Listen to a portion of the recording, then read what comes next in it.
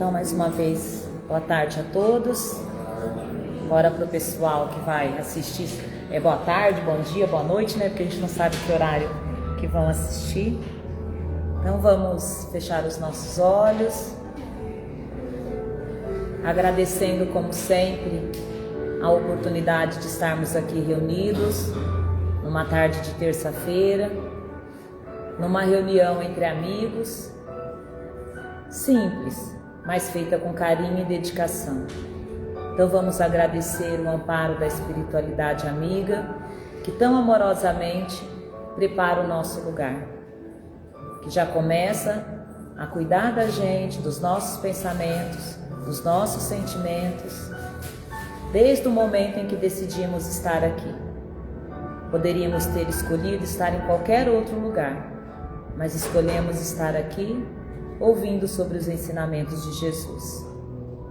Pedimos também que a espiritualidade maior e amorosa, que as energias aqui dispensadas possam envolver os nossos lares, os nossos familiares, aqueles que o nosso pensamento em particular alcança, aqueles que nos pediram prece, e que possamos, unidos nessa tarde de terça-feira, também sermos instrumentos do Cristo, que as melhores energias possam sair de nós, possam se reunir as energias benditas do mais alto e envolver os nossos irmãos em aflição no orbe terrestre. Que possamos ser instrumentos também desse amor, que possamos achegar a todos que sofrem através do nosso pensamento, encorajando e dando um abraço carinhoso. Peço, Senhor Jesus, Maria Santíssima, que nessa tarde as reflexões aqui feitas possam clarear os nossos pensamentos e possam servir de ferramenta para que possamos caminhar mais firmemente na encarnação. Sê conosco, hoje e sempre, que assim seja. Graças a Deus. Então, dando continuidade ao livro da Esperança, a semana passada a Carlinha fez a lição Vigiando, né? Ainda estou com a lição na cabeça até agora, né? Essa coisa da vigilância. E hoje é a 21 que Emmanuel traz pra gente, compreendendo. Então, a gente sabe, né? Que compreender é a gente entender, é a gente perceber, é a gente alcançar o sentido de algo na sua totalidade. Então, quando a gente compreende, é porque é como um todo, né? Porque tem algumas coisas assim que a gente não consegue executar perfeitamente, porque a gente nem compreendeu direito como que funciona. Então, quando a gente tem a compreensão, é na sua totalidade, é na totalidade das coisas, do sentido de algo e em todas as suas características. Então, eu fiquei pensando, né? O que Emmanuel vai querer dizer pra gente com esse título, né? Compreendendo. Ele nem disse assim, né? Compreenda ou compreendamos, é compreendendo. Então, assim, como se a gente tivesse e estamos construindo o entendimento, construindo o conhecimento. E aí, ele usa, na passagem para a gente poder refletir do Evangelho, ele usa uma carta de Paulo a Coríntios, né, que está no capítulo, do 2 Coríntios, que está no capítulo 4, no versículo 7. Só que eu vou ler para vocês, eu até anotei aqui, eu vou ler para vocês do 6 até o 10. O que Emmanuel escolheu foi o versículo 7, né, do capítulo, mas eu vou ler do 6 até o 10. Então começa assim: porque Deus disse, das trevas resplandeça a luz, e quem resplandeceu em nossos corações para a iluminação do conhecimento da glória de Deus na face de Jesus Cristo. Então, aqui a gente já vê a misericórdia de Deus, né, na interpretação.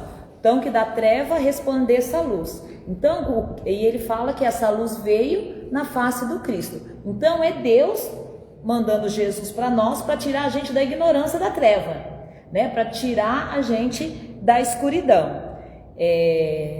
Então a gente vê a misericórdia, né, para tirar a gente da ignorância, digamos assim, porque os ensinamentos de Jesus é uma luz para a gente, porque a gente ainda tinha, né, quanto espíritos naquela época, a gente ainda era ignorante no sentido da palavra, a gente ainda acreditava num Deus que punia, a gente ainda acreditava que era tomar lá da cá, que a gente tinha que ser eu primeiro, ou que se eu nasci numa determinada raça, numa determinada casta, eu era melhor do que meu irmão, que a cor da minha pele dizia que eu era superior, né? Então, e Jesus veio falando, Deus é Pai amoroso e somos todos irmãos, e eu tenho que amar o outro como a mim mesmo. Então imagina, que luz que é essa? Como que tirou a gente de um momento de treva? E aí ele continua: temos, porém, esses tesouros em vasos de barro, para que a excelência do poder seja de Deus e não de nós. Então todo esse conhecimento que Jesus trouxe para a gente, que a gente já tem decore salteado, porque se eu perguntar assim para vocês, né, qual é a máxima do Cristo? Amar a Deus sobre todas as coisas e o próximo como a si mesmo. O que é a caridade? Fazer para o outro o que você queira. A gente tem isso decor, né? Mas Paulo, ele usou essa expressão, que é o versículo escolhido para a nossa lição de hoje, que temos todos esses tesouros. Então todo esse conhecimento, todas as leis de Deus, todos os exemplos do Cristo dentro de vasos de barro. Então eu na hora que eu li isso, eu estava na verdade lendo o estudo da Carla, que ela tinha pedido para mim dar uma lida no Vigiando. E aí eu folhei o livro, eu falei, eu vou falar isso aqui. Aí eu li, eu perguntei pro meu marido, ele estava deitado, eu falei para ele assim, o que essa expressão te remete, né? Aí a gente ficou ali conversando e eu fiquei, porque quando eu li Vaso de Barro, me remeteu a uma coisa frágil, né? Porque caiu, pá, né? Rachou, né? Então me remeteu a uma coisa assim, muito frágil. Mas eu não estava fazendo meu estudo naquela hora e eu fui ler depois. E quando eu fui ler essa carta de Paulo, é exatamente essa impressão que Paulo quer passar, esse entendimento que ele quer passar, de que nós somos vasos de barro, ainda frágeis, né? Porque a gente ainda se deixa arrastar, imperfeitos, né? Porque se a gente for pensar naquele tempo, né? Vaso de barro era tudo feito à mão ali, era uma coisa mais grosseira, não era tudo polidinho, bonitinho. Então ainda somos frágeis e grosseiros, né? Imperfeitos, mas que carregamos no nosso conteúdo, né? Uma coisa muito preciosa, um conteúdo muito assim inestimável, que é as leis de Deus, que é o conhecimento do Cristo, porque todos nós, a gente já cansou de falar aqui em outras lições, que a gente carrega, né, as leis de Deus na consciência, que nós temos a centelha divina, que nós temos a semente da fé dentro de nós, que a gente já foi criado com essa sementinha. Mas eu acho que essa expressão, né, de ser um vaso de barro, é para a gente ir compreendendo, né, que apesar da nossa fragilidade, apesar ainda da nossa inferioridade, somos espíritos com conteúdo, com potencial, né, de melhora, com potencial de se tornar melhor, né? E nem por isso, pela nossa inferioridade ou pela nossa fragilidade, a gente não é capaz de fazer o bem para o outro, né? Porque muitas vezes a gente fala assim, não, mas quem sou eu, né?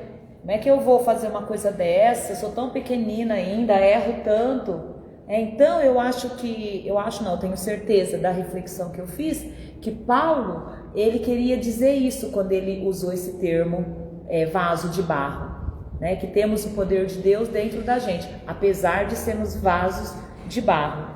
E Emmanuel usou isso para a gente compreender que apesar ainda, né, da gente estar na nossa inferioridade, ainda ser muito frágil, ainda se deixar arrastar, a gente tem que sempre se lembrar que somos espíritos eternos e que temos dentro da gente a potencialidade pro bem, para evolução, pro crescimento, né, apesar ainda da nossa fragilidade. E aí ele continua assim, no capítulo que eu escolhi da Bíblia. Temos, porém, esses tesouros em vasos de barro, para que a excelência do poder seja de Deus e não de nós. Em tudo somos atribulados, mas não angustiados, perplexos, mas não desanimados, perseguidos, mas não desamparados, abatidos, mas não destruídos. Trazemos sempre, por toda parte, a mortificação do Senhor Jesus no corpo, para que a vida de Jesus se manifeste também no nosso corpo. Então Paulo ele escreveu essa carta a Coríntios para deixar claro isso, né, de que a luz de Deus, ela brilha em nosso coração, através do nosso conhecimento e dos exemplos de Jesus. Por isso que no último versículo aqui no 10, ele usa a mortificação, porque essa palavra mortificação, ela, quando você procura, né, referente a Jesus, ela é de todo o tempo do apostolado dele, né, dos milagres, o tempo que ele pregou, o tempo que ele se juntou com os apóstolos, depois o Calvário e a crucificação. Então, é um exemplo para nós da vivência de Jesus aqui mesmo, né? Do que ele vivenciou nesses três anos, né? Que ele teve de apostolado, foi 3 anos. Nesses 3 anos, né? Então, o que ele vivenciou.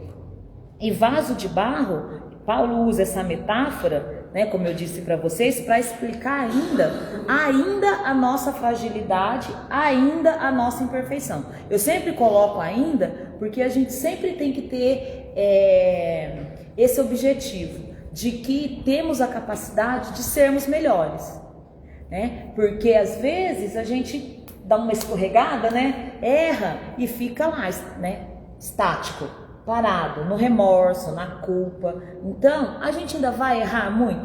Vai, né? Porque é errando, infelizmente, que ainda se aprende. A gente ainda não está naquele aprendizado por amor, não. A gente ainda está no trabalho duro ali e que muitas vezes precisa mesmo que a gente erre algumas vezes para que aquele comportamento não se repita, para que a gente mude, né? Porque se você faz uma vez, deu ruim.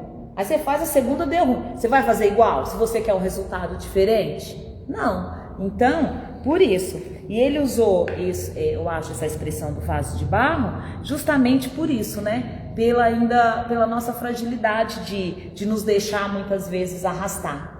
Né? Porque apesar de todo o conhecimento que a gente tem, apesar da centelha divina, apesar da gente saber que somos espíritos eternos, a gente ainda se deixa arrastar. Né? Às vezes uma coisinha ali no nosso cotidiano ali, ó, deixa a gente muito frágil, né? Às vezes um dissabor, às vezes uma perda, às vezes um problema de relacionamento. Então, se a gente não lembrar que a gente tem esse líquido tão precioso dentro da gente, a gente quebra. E se a gente quebrar, a gente tem que pensar nisso na hora que a gente estiver, né, querendo se quebrar ali de, não, peraí, eu tenho que ficar inteira, porque eu tenho uma coisa um conteúdo muito importante, de um valor inestimável dentro de mim. Então eu acho que essa metáfora foi bem explicativa para a gente poder compreender por que escolheu esse versículo da carta de Coríntios, né? Então, como eu disse, esse tesouro inestimável, as leis de Deus, a mensagem do Cristo, e que tudo o que somos e o que temos dentro da gente procede da grandeza de Deus, da sua magnitude, né, do seu poder, da sua bondade, do seu amor. E porque também, né, talvez a gente uma hora ou outra a gente se acha, né, eu me basto, né? De mim se não fosse eu. E a gente sabe que não, né? A gente sabe que a gente precisa do outro e ai de nós se não fosse Deus, né? Então isso também é importante. Paulo também nos encoraja, dizendo nessa carta, que todos que decidirem seguir o caminho do Cristo terão dificuldades, provações e aflições. É o versículo que fala, né, que serão testados, né, cairão, mas não estarão desamparados.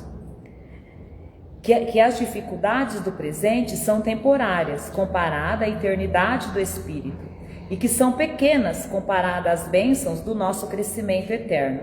E se perseverarmos no bem, tivermos fé e confiança na vida futura, conseguiremos lidar com essas dificuldades. Porque afinal, eles nos reforçam que possuímos algo de grande valor no nosso íntimo, e no nosso caso, à luz do Evangelho, né? Paulo afirma que apesar da nossa imperfeição e fragilidade, apesar de todas as dificuldades enfrentadas por nós todos os dias, trazemos em nós a graça de Deus. E ainda que frágeis, tenhamos fé, sejamos comprometidos com a nossa evolução espiritual, mesmo que às vezes a realidade da vida nos esmague, nos desanime e nos deixe sufocado. Vamos procurar nos renovar diariamente, alimentando em nós a esperança, a fé e a coragem para continuar. Então, quando eu elaborei esse texto, fazendo todos os estudos sobre essa carta de Paulo, né, eu fiquei pensando como um vaso de barro, o que mais me fragiliza, né? E aí acredito que a grande maioria aqui é os relacionamentos. E os relacionamentos ali, ó, do dia a dia, né? Não é um relacionamento que eu tenho com um que eu vejo uma vez por ano, não. Oi? Mas aquele que você vê de vez em quando. Não, porque esse é ótimo, né, Bem? Você vai encontrar ele de vez em quando, você põe uma máscara e vai, sorri e tudo. Mas é os nossos relacionamentos do dia a dia, né? E aí eu fiquei pensando no lar, na família, né? Tanto família de origem quanto a família constituída, né? Que a gente tem. Eu fiquei pensando nisso, né? E até eu estou fazendo um estudo para falar na sexta-feira e acho que o meu pensamento foi para esse lado, né? Da fragilidade muitas vezes que a gente tem, porque dentro do lar a gente não tem máscaras, né? Porque fora de casa ainda tem as convenções sociais. No meu emprego eu tenho que ser um pouco mais simpático, senão eu perco o emprego, o salário não vem, né? Na casa espírita, ai, olha que, né, que vibração maravilhosa, como eu estou envolvida pela espiritualidade. Eu falava assim antigamente, ai, queria trazer meu colchão e dormir aqui, eu devia levar isso para o meu lar, né? Devia levar a casa espírita para o meu lar e não pensar em só ficar aqui. Então eu acho que o que fragiliza, né, me fragiliza quanto vaso de barro, sabendo que eu tenho todos os ensinamentos, que eu tenho todo o conhecimento, ainda é o entrechocar dos relacionamentos, né, principalmente dos relacionamentos mais próximos. E aí cabe uma reflexão aí muito grande, porque eu estou me relacionando mesmo ou eu só estou convivendo, né? Porque tem diferença. Às vezes a gente pensa assim, a Selma falou para mim uma coisa que a gente estava conversando do estudo, que ela falou assim, a minha família, a gente é uma boa família, porque a minha família não se odeia, mas a gente também não se ama assim de ficar, então é aquela coisa do bem, né? Ah, eu não faço mal para ninguém, mas eu também não faço bem, né? Então eu não tenho atrito, só que eu também não tenho um laço de afeto. Então como é isso? Né? E isso foi uma reflexão que veio, que eu fiquei pensando, né? Na onde que eu fico mais frágil nessa situação. E aí, indo para a lição de Emmanuel, ele começa assim, ó, sigamos compreendendo, só para a gente arrematar isso que a gente está falando. Lembra-te de que os talentos da fé e o conhecimento superior, o dom de consolar e a capacidade de servir, não obstante laboriosamente conquistado pelo teu esforço, constituem bênçãos do Criador no teu coração de criatura. Então é aquilo que a gente estava falando. A gente tem tudo em germe, né? A fé, as virtudes, porque somos centelha divina. E a gente tem que se esforçar para que isso se desenvolva. Mas é de Deus, né? Deus que nos criou, que plantou isso no nosso coração. Não te furtes desse modo a lavoura do bem, a pretexto de te sentires ainda sobre a influência do mal. Então, né, como eu ainda sou imperfeito, quem sou eu para fazer isso ou fazer aquilo, né? Ou se não, quando eu for melhor, ou quando eu tiver dinheiro, ou quando isso, ou quando eu me aposentar, eu vou fazer caridade. Então, que apesar da nossa correria, muitas vezes da nossa pequenez, né, ainda da nossa fragilidade, que temos a oportunidade sempre de fazer o bem. Até alcançarmos triunfo pleno sobre os nossos desejos malsãos, sofreremos na vida, seja no corpo de carne ou além dele, os flagelos da tentação. E aí eu fiquei pensando, né? A gente é o flagelo das nossas ilusões ainda, dos nossos arrastamentos. E eu acredito, o Wagner estava falando que ele viu, que ele foi numa palestra esse final de semana, que ele gosta muito, e eu também já ouvi algumas coisas dela, que na verdade, né, o que nos arrasta é os nossos interesses pessoais, né? Porque se a gente colocar, sacrificar, digamos assim, os nossos interesses pessoais, primeiro eu, melhor para mim, porque eu quero, porque eu posso, porque eu sou melhor, porque eu não aceito, porque eu não quero, porque aquele não faz, porque tem que ser do meu jeito. Se a gente começar a sacrificar isso, as ilusões nossas vão caindo por terra e a tentação não vai chegar. E aí Emmanuel dá exemplo assim, ó, da tentação da luxúria, da tentação da vingança, da tentação da cobiça, da tentação da crueldade, da tentação de todos os matizes que emergem do poço dos nossos impulsos instintivos ainda não dominados. Então, isso ainda tem reflexo na gente, porque a gente ainda tem, né, o egoísmo e o orgulho exacerbado, que quando a gente estagiava num outro período, era necessário para a sobrevivência da nossa espécie. Então, quando o animal, ele mata porque ele está com fome, né, ou porque vão lá e ele, né, e tem iminência de morte, então ele precisa se preservar. Agora nós já temos o raciocínio, né? Então, daquele momento, né, do egoísmo e do orgulho que era necessário para a nossa preservação, a gente se desequilibrou. E aí trouxe para agora que a gente já somos seres racionais, né, e usando de uma forma desequilibrada, que cria esse sentimento doente dentro da gente, que é achar que tudo tem que ser para a gente primeiro, que o melhor tem que ser para mim, que tudo, né, aí tem o egoísmo, que eu vou guardar para mim, para não acabar, porque se eu dividir com o outro, vai que eu fico sem, né? Sem nem confiar na providência divina, porque a gente sabe, quanto mais a gente reparte, mais a gente tem, né? Então, olha o raciocínio, né? E olha como Emmanuel foi feliz, porque a gente tem todo esse conhecimento dentro da gente.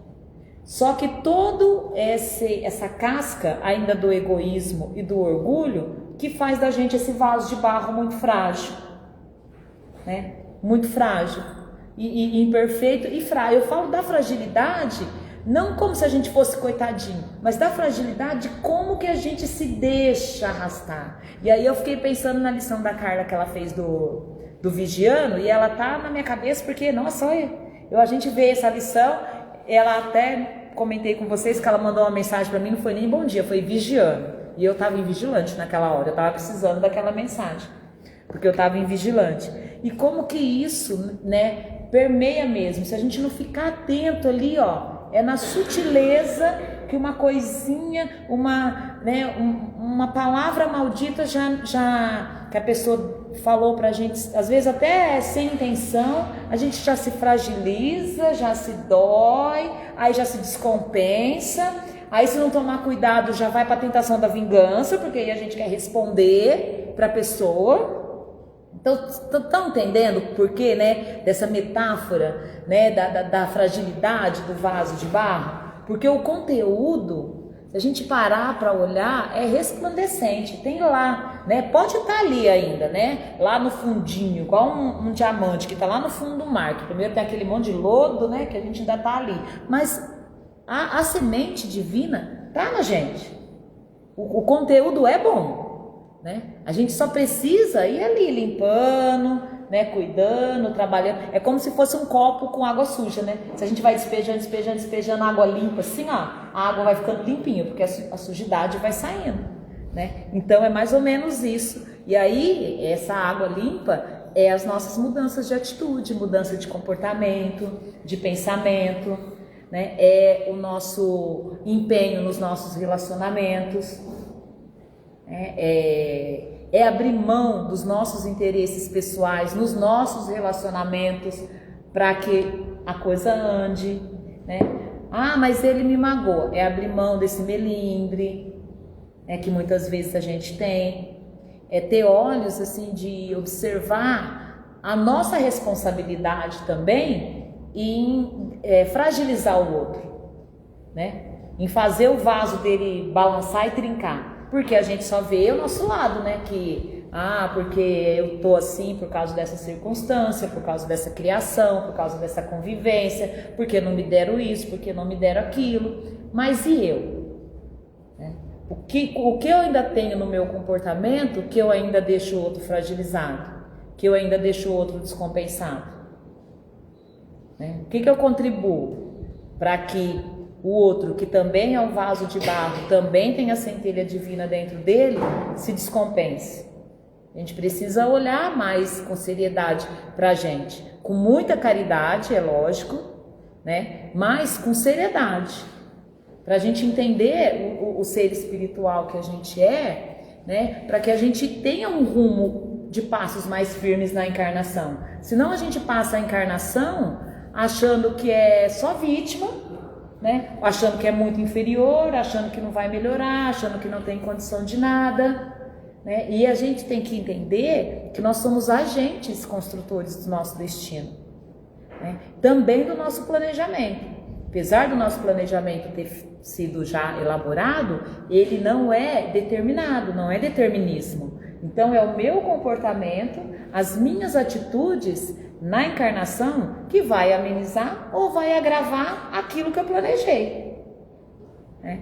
Então a gente tem que trazer é como trazer as rédeas, né, para nossa mão, para a gente conduzir, porque nós como espíritos a gente passou muitas encarnações terceirizando a nossa evolução, né? Ou porque Deus queria assim, né? Porque Deus castigava, ou depois por algumas representações religiosas que a gente colocava o poder na mão dele. Vou lá, me confesso, ou vou lá, pago uma penitência, ou vou lá, compro senhores feudais da época, tinha até terreno no céu, né? Vou lá e compro uma mala cheia de dinheiro, de moeda de ouro e tô livre, né? E então a gente passou muitas encarnações se enganando. E Emmanuel quer que a gente compreenda que, apesar da nossa fragilidade, ainda a gente tem a chama divina dentro da gente e cabe a nós desenvolver essa chama.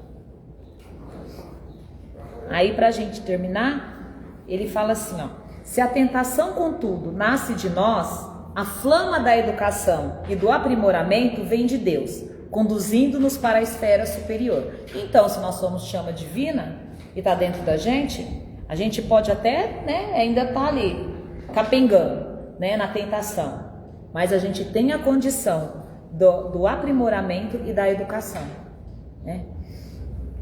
Não te espantes assim à frente do conflito, da luz e da treva em ti mesmo. Isso aqui eu achei muito importante, porque é uma luta diária, né? Às vezes a gente acorda assim, que nem hoje mesmo eu acordei irritada sem motivo aparente. Aí tava chuviscando, eu gosto de caminhar, e quando eu caminho meus pensamentos melhoram, mas tava chuviscando. Falei, agora deu, né? Aí parou de chuviscar, eu fui, aí eu fiz uma prece, olhei a natureza, tudo, e melhorei. Então, se eu tivesse alimentado aquela irritação que eu nem sabia de onde que era, talvez o meu dia tinha sido danado, né? Porque o pensamento atrai. Então, por isso da vigilância, da gente estar sempre vigilante. E é uma luta diária. Porque às vezes a gente está bem, passa bem o dia inteiro. A gente já deu esse exemplo aqui. Aí no fim da tarde, alguém te fecha no trânsito, você tem uma discussão. Aí você chega em casa, seu cônjuge fala, como foi o seu dia? Nossa, horrível. Fulano me fechou agora no trânsito. O dia foi bom. Só aconteceu 2 minutos que você levou uma fechada. Como que a gente ainda é vigilante e dá ênfase para essas situações? Olha a nossa fragilidade. Olha como somos vasos de barro mesmo, né? Olha a fragilidade. Segue a luz e acertarás o caminho. Riqueza mediúnica, fulgurações da inteligência, recursos geniais e consagração à virtude são tesouros do Senhor, que na feliz definição do apóstolo Paulo, nós transportamos no vaso de barro da nossa profunda inferioridade, a fim de que saibamos reconhecer que todo o amor, toda a sabedoria, toda a santificação, Toda a excelência e toda a beleza da vida não nos pertence de modo algum, mas sim a glória de nosso Pai, a quem nos cabe obedecer e servir hoje e sempre. Então aí, para a gente terminar, que deu o horário, eu concluí assim, que então, para que compreendamos que a nossa caminhada ainda somos esses vasos de barro, né?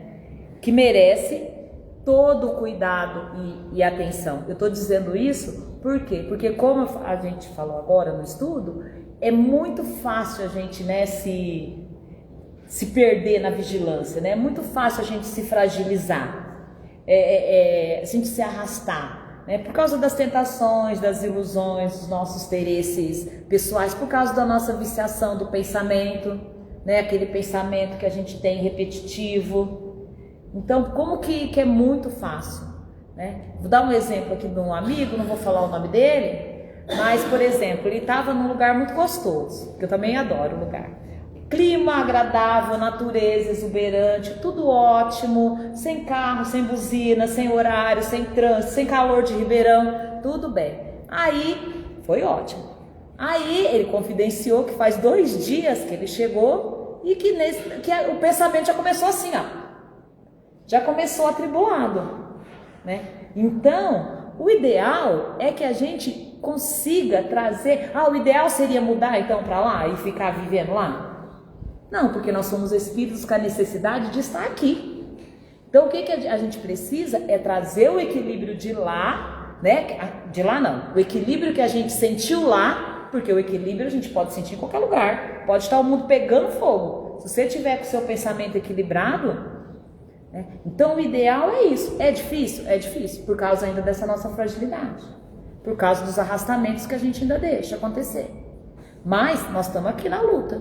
Aqui, nós hoje podia estar em casa assistindo Netflix, podia estar passeando no shopping, tomando um café. Olha onde a gente está para cuidar do nosso pensamento, né? Estamos ouvindo sobre os ensinamentos de Jesus, que já é um passo muito grande. E o segundo passo é a gente sair daqui reflexivo, né, não esquecer a lição e tentar, igual eu desde a semana passada, ainda estou na lição do vigiando, ainda nem pulei para essa do compreendendo, ainda estou lá no vigiando, cuidar dos nossos pensamentos, tá bom? Então, que a gente merece toda atenção e cuidado, porque apesar da nossa imperfeição e fragilidade, carregamos a luz de Deus e o tesouro do Evangelho dentro da gente, que temos que perseverar, agradecendo a Deus por todo o poder e a glória que vem dele, mas lembrando que ele age através de nós. Então o poder que a gente tem de Deus está dentro da gente, mas ele age, né? Deus age na criatura através da outra criatura. Então que a gente seja criaturas de luz, tá bom? Alguma dúvida? Alguma pergunta? Foi isso que eu trouxe para vocês hoje. Mas quando eu li o versículo, na hora me veio, né? Vasos de barro que carregam o poder de Deus. Então, né, não é de ferro, né? É de barro. Mas a gente dá conta. Andando devagarzinho para não quebrar, né? A gente consegue. Tá bom? Eu vou fazer a prece primeiro. Tá?